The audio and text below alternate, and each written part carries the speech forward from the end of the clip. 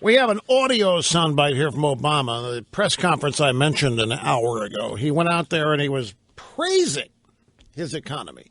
He was heralding first-time unemployment rate at being under 5% for the first time in 7 years. That's essentially since he took office. The first time. When have you ever heard that referred to? The first-time unemployment rate is now at 4.9. What's that? Has anybody any memory of hearing the unemployment rate referred to as the first-time unemployment rate? Well, there's a reason he said it.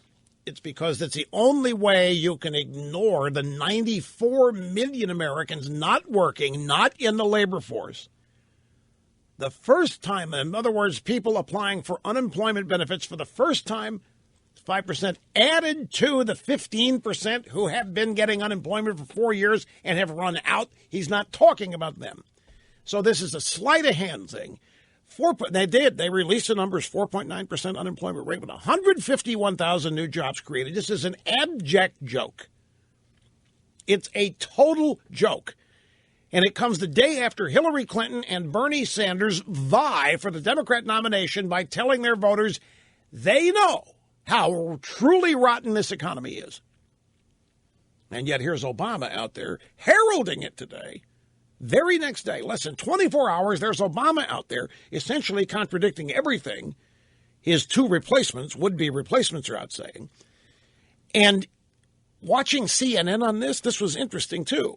After Obama finished and had told everybody how great the economy is and how great the jobs picture is, CNN cut immediately to a story on how the bottom's falling out of Wall Street, meaning they went straight from Obama to negative economic news on Wall Street, which they used to not do.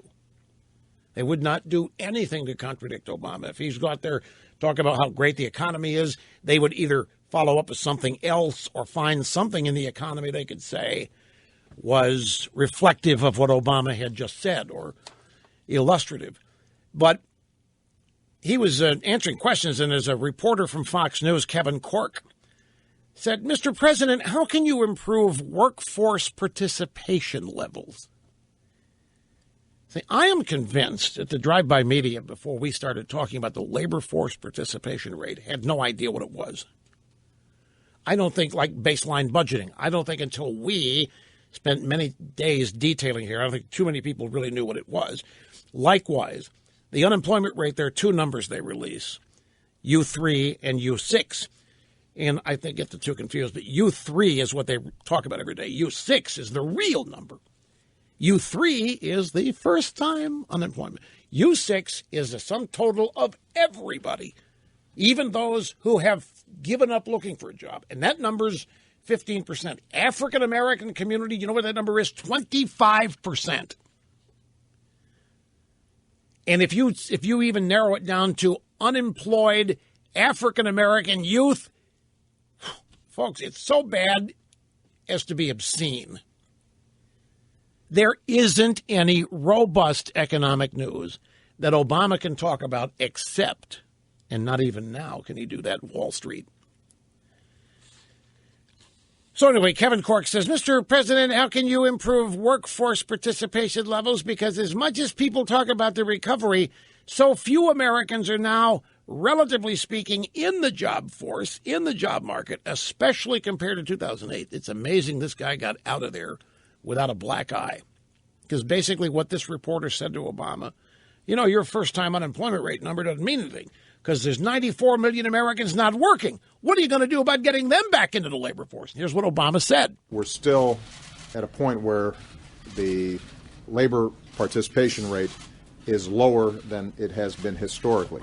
Some of that's explained by demographics. The population's getting older, and so you would expect that there is some decline, but it's not fully explained by Americans getting older. Some of this is still the hangover from what happened in 2007, 2008. I get a lot of letters from middle-aged workers who got laid off. Aren't confident about their current skills, and so have not yet re-entered the workforce. They need to get retrained. That's right. It's Bush's fault. Of course. That's why didn't we think of that? 7, 2008. Some of this is still a hangover from 2006. Yeah, all that labor force participation rate, mumbo jumbo, 94 million Americans, that's Bush's fault. Ever heard of Hurricane Katrina? Sure. Iraq War, that's Bush's fault. And you put your hands together if you're Obama, and you leave the stage at another successful economic fraud press conference in the books.